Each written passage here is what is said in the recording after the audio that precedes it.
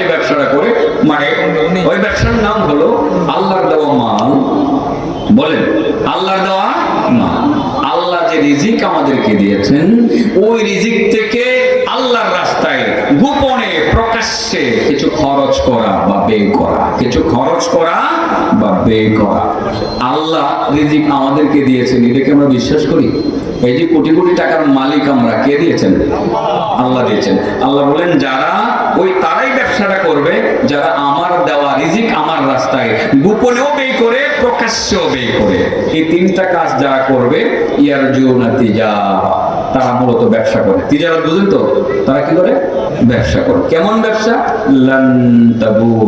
আগেও বুঝাইছে আমাদের ছেলেদেরকে দিয়ে, নফি তাকিব বিল্লান দরফে মুস্তাকবিল মারুফ মিজানের কথা, যে এটা হলো আপনার লান শব্দটা ভবিষ্যতের কোন কর্মকে গুরুত্ব সহকারে নেতিবাচক বোঝায়। তার মানে যারাই তিনটা ব্যবসা করবে, এই ব্যবসার মধ্যে এখন ভবিষ্যতে আর কোনোদিন কোনো লস হবে না, কখনো লস হবে না, আর হামেশা চাঙ্গা। কয়টা ব্যবসা?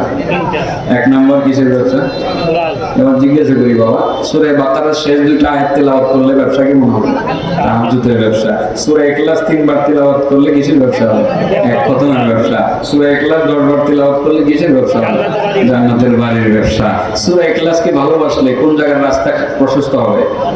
সূরা ইখলাস নিয়মিত তেলাওয়াত করলে পরে কোন জায়গায় জানাজায় কে আসবে? জিবরাইল আসবে। কত হাজার ফেরেশতা নেবে? কমপক্ষে 50,000। বাবাজি 10 বার তেলাওয়াত করলে কোন জায়গায় বাড়ি হয়? বাড়ি হইলে কি যাওয়া যায়? কি লাগবে?